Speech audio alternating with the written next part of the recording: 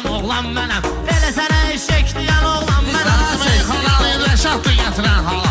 Fikir ver sözümde olan sambal. Bu şey eşek değil aksaqqala. Gələ sənə dirsək deyən oğlan mənəm. Gələ sənə dirsək deyən oğlan mənəm. Getməmişəm hələm toyda qalasıyam. Qardaşları bir-bir yadma salasıyam.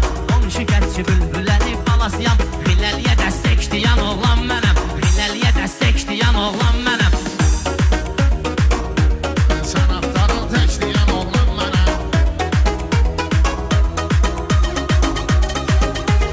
Sən istəyən tək deyən oğlan mənəm. Məni arzularına yetirirəm. Mən də bu davramda görüb götürürəm. Fərqizi hər kim soruşur tüpürürəm. Tüpürcək deyən oğlan mənəm. Hələ bu tüpürcək deyən oğlan mənəm.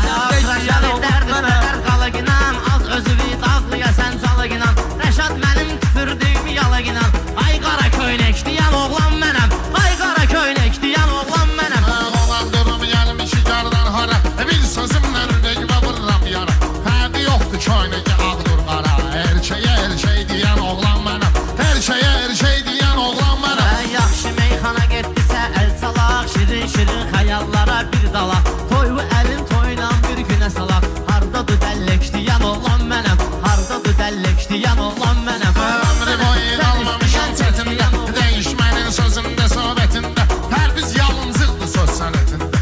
Beyrəcə beyrək deyən oğlan mənəm. Beyrəcə beyrək deyən oğlan mənəm. Bunları yemək verir çörək satdıqa. Əcəb yerdəsən öl keçiblər mıxa. Mən sözümü bıraxmaram bozduqa. Məsləhət örnək deyən oğlan mənəm. Məsləhət örnək deyən oğlan mənəm. Hər biz meyxanavın çıxıb durzayı. O məndədir sözün bilinmir sayı. Dalba dalba yağdan içirsən çayı.